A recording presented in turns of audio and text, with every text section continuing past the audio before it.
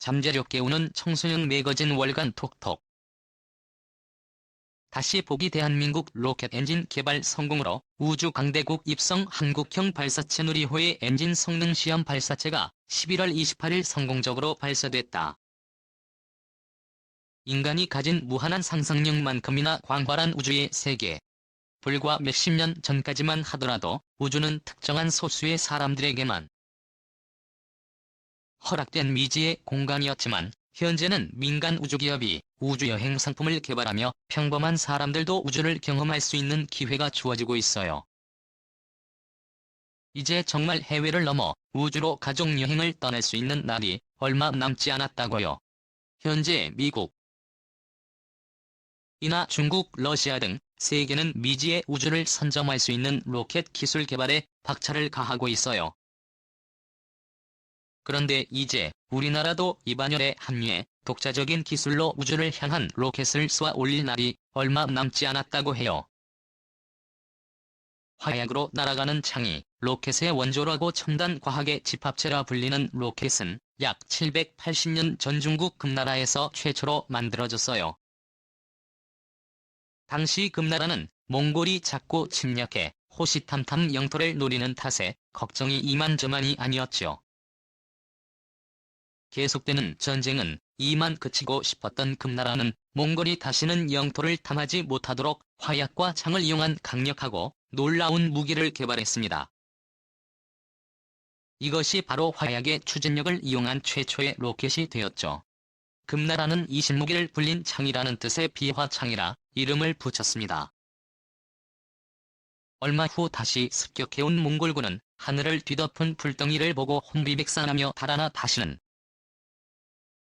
금나라를 탐할 엄두도 내지 못했습니다. 이후 비화창의 로켓 기술은 주변의 여러 나라에 전파돼 변형 로켓들이 만들어졌습니다.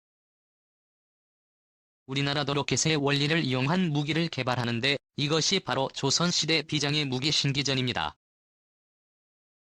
하지만 화약이 타면서 나오는 가스의 힘을 받아 날아가는 로켓으로는 지구 대기권을 벗어날 수 없었습니다.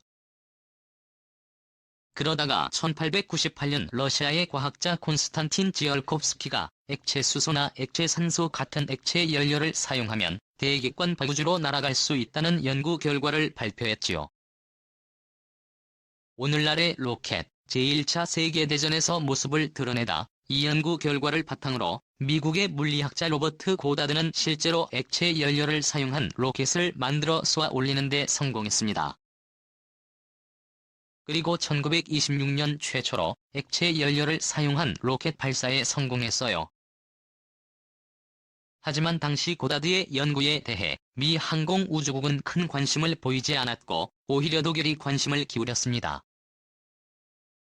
고다드의 연구를 바탕으로 로켓 개발에 힘쓴 독일의 과학자 베르너 폰 브라운은 1942년 현대 로켓의 시초라고 할 수 있는 불이라는 로켓을 만들어냈죠.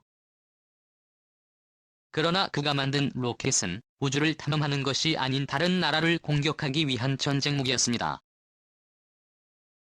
전쟁이 끝난 직후 그는 미국에 투항해 미 항공우주국에서 로켓 연구를 계속하게 됐어요. 그리고 1969년 아폴로 12호의 추진기관 세털을 만들어 우주 개발에 크게 공헌하며 로켓 공학의 아버지로 불리었답니다. 자랑스런 대한민국 7번째 액체 엔진 보유국. 베르너 폰 브라운 박사가 우주 로켓의 시대를 연 이후 지금까지 5,000회가 넘는 로켓 발사가 이루어졌습니다. 하지만 대부분은 미 항공우주국에서 이루어졌고 중국과 러시아가 그 뒤를 이어 지역 로켓 발사에서 가장 중요한 기술은 바로 로켓 엔진 기술입니다. 우주까지 힘차게 날아가는 강력한 힘을 가지기 위해서는 엔진이 가벼우면서도 튼튼하고 적은 연료로도 강한 추진력을 낼 수 있어야 하지요. 따라서 이 로켓 엔진 기술을 보유하기 위한 국가 간의 경쟁이 매우 치열했는데요. 지난해 11월 28일이 뜨거운 경쟁 속에서 우리나라가 드디어 세계 7번째로 액체 로켓 엔진을 보유한 국가가 됐습니다. 그동안 우리나라는 한국항공우주연구원을 통해 75톤급 추력의 신형 액체 로켓 엔진 개발에 박차를 가했는데요. 그 이유는 바로 2021년에 발사 예정인 누리에 장착할 엔진을 만들기 위해서였죠. 그리고 11월 28일 고흥 나로우주센터에서 이 엔진이 장착된 시험 발사체를 발사하였습니다. 목표 엔진 연소 시간은 140초 이상이었는데요. 이 발사체는 무려 151초를 기록하며 큰 성공을 거두었습니다. 이제 2021년 누리로 발사를 앞두고 연구에 더욱 박차를 가하고 있는 우리 연구원들. 정말 자랑스럽지 않나요? 이주호 교육과학기술부 장관은 10일 기자간담회에서 2021년 전에 75톤급 엔진 하나로 추진되는 로켓을 먼저 써볼 수 있다고 밝혔다. 앞서 2011년 말 확정된 한국형 발사체의 개발 계획은 2021년 순수 국내 기술로 만든 첫 한국형 발사체 1.5톤급 실용위성을 실어 쏘아 올릴 계획이다. 이보다 앞서 좀 더 작은 규모의 로켓을 자력으로 발사할 수 있다는 얘기다. 이에 덧붙여 양성관 교과부 연구개발정책실장은 2021년에 쏜다고 했지만 박당선인 측이 일정을 앞당긴다고 한 만큼 협의를 통해 우선 75톤짜리 엔진 하나로 구성된 로켓으로 500kg짜리 소형 위성을 발사할 수 있다고 설명했다. 이에 따라 당국은 이달 말 다음 달 초 나로호가 발사된 이후 2021년 75톤짜리 엔진 4개를 묶어 쏘기까지 나로우주센터를 비워두지 않고 먼저 엔진 하나만 떼어 발사하는 방안을 추진할 전망이다. 또 이 장관은 과학벨트 관련 예산 삭감과 관련 LH공사가 일단 실시 계획은 착수하기로 했고 내년에 예산을 확보해 SH공사가 최대한 빨리 부지 매입에 나설 수 있도록 하겠다고 밝혔다. 한국 11번째 우주로켓 발사국 이젠 국산 로켓 만들어야 대한민국이 세계 11번째 우주로켓 발사국으로 올라섰습니다. 우주시대의 첫 발을 내디딘 건데요. 이제 앞으로가 더 중요합니다. 극복해야 할 과제들을 짚어봤습니다. 지난해 9월 김해공항 화물기 한 대가 파란천으로 꽁꽁 쌓인 거대한 물건을 내립니다. 러시아가 군용 로켓을 개종해 만든 나로호의 1단 로켓입니다. 러시아 보안 요원들의 철저한 보안 점검 속에 나로우주센터로 옮겨집니다.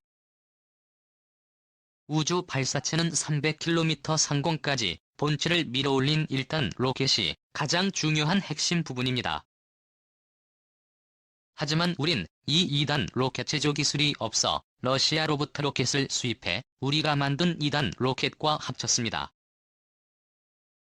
우리 정부도 독자 기술 발사체의 필요성을 절감하고 오는 2021년까지 자체 기술로 만든 로켓을 개발할 계획입니다. 로켓뿐만 아니라 유인 우주선 개발 등도 장기 우주 개발 과제로 꼽힌다. 세계 11번째로 로켓 발사국 대열에 합류한 대한민국. 하지만 작년 우리나라 우주개발 투자 규모는 2억 달러, 일본의 17분의 1, 미국에 비해 200분의 1도 안 됩니다. 전 세계 우주산업시장 규모는 3만 20조 원에 달합니다. 우리나라가 다른 나라와 경쟁해 이 시장을 잡으려면 투자 확대가 필요하다는 지적입니다. 지난 15일 전남 고흥 나로우주센터 정오가 되자 정막을 깨는 거대한 폭음과 함께 뿌연 수증기가 상공을 향해 거침없이 뿜어져 나왔다. 내년 2차례의 발사가 예정된 한국형 발사체 누리에 탑재될 75톤급 엔진의 139번째 연소 시험이다. 엔진은 연소 과정에서 1000도에 달하는 열기를 내뿜는데 초당 1400kg의 물로 열기를 식히면서 생긴 거대한 수증기가 하늘을 뒤덮었다. 실제 발사될 누리호에는 이날 시험한 75톤급 엔진 4개를 묶은 추력 300톤급 엔진이 2단 로켓에 장착된다. 한영민 한국항공우주연구원 엔진시험평가팀장은 75톤급 엔진은 앞으로 6회 정도의 추가 시험을 거치면 개발이 완료된다고 설명했다. 과학기술정보통신부와 한국항공우주연구원은 내년 발사를 앞둔 한국형 발사체 누리의 개발 현장을 이날 언론에 공개했다. 내년 1월과 10월 두 차례 발사를 앞둔 누리호는 1.5톤짜리 인공위성을 고도 600에서 800km에 지구 저궤도까지 쏘아 올릴 수 있는 우주 발사체다. 길이는 47.15나로보다 약 1.4배 길며 무게는 200톤에 달한다. 우리의 핵심 기술은 이날 연소 시험을 진행한 엔진에 있다. 유리호는 총 3단으로 구분되는데 1단과 2단의 75톤급 엔진이 3단에 7톤급 엔진이 탑재된다.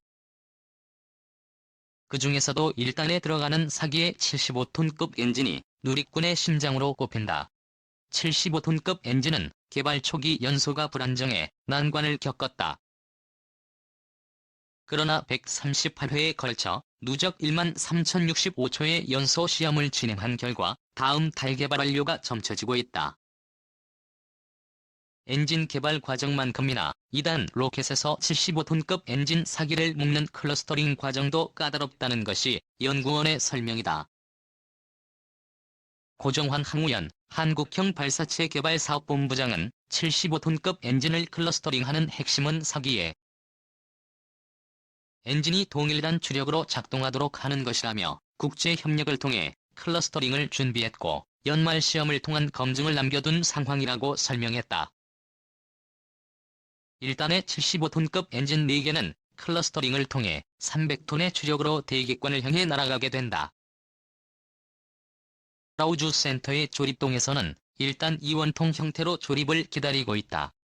연구원은 각 단별 조립 시험과 성능을 평가한 뒤 하반기부터 본격적인 조립에 착수한다. 전영도 항우연 발사체 체계종합팀장은 나로호의 경우 1단을 러시아에서 조립한 뒤 국내로 들여왔지만 누리호는 순수 우리 기술로 조립하고 있다며 진정한 의미의 한국형 발사체라 볼 수 있다고 설명했다. 이날 취재진에는 누리호 발사를 위해 건설 중인 제2 발사대도 공개됐다. 누리호는 나로호보다 규모가 큰 만큼 같은 발사대를 사용할 수 없다. 제2 발사대는 기존의 제1 발사대 바로 옆에 건설 중이다. 강선일 항우연 발사대 팀장은 현재 제2 발사대의 공정률은 93% 정도라며 4월까지 설치를 마무리하고 점검과 테스트를 거쳐 10월이면 완공될 것이라고 말했다. 최홍원 과기부 거대 공공연구정책관은 올해가 2021년 누리호 발사를 앞두고 핵심적인 연구 개발이 진행되는 중요한 해라고 강조했다. 1차로 항우연 원장은 현재 진행 중인 누리호 개발에는 200여 개의 기업이 협력해 참여하고 있다며 내년 누리호 발사가 성공하도록 최선을 다하겠다고 말했다.